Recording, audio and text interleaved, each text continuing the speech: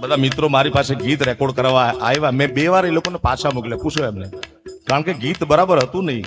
મારો આત્મા મને એમ ન કે હું પૈસા લઈને ગાઈ લઉં પછી ચાલવું હોય તો ચાલે. નામ તો જોડાયેલું છે ને સાહેબ, આટલા વર્ષો નાખ્યા છે, આપના પ્રેમ થકી નામ બન્યું છે, પછી ગમે એમ લોટમાં લીટા કરી.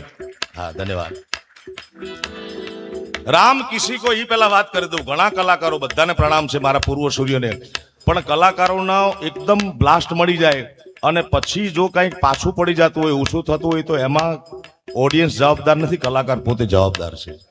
કારણ કે રામ કિસી કો મારે નહીં, એસો પાપી નહીં મેરો રામ, અપને આપ મર જાત હૈ કરકે કુડે કામ. તમારું સમાજમાં, કલાકારમાં રાજ સાંભળવા જેવી બાબત છે કે નામ થાય પછી તમારી જવાબદારી વધી જતી હોય છે. નામ થાય એટલે રોજ તમારે સક્સેસ થવું પડે. અમારે દરરોજ પરીક્ષા હોય સાહેબ, દરરોજ અમારે સફળ થવાનું, દરરોજ પાસ થવાનું, ને ફૂલ્લી પાસ થાય તો સારું હાલે, માપે હોય તો માપે હાલે.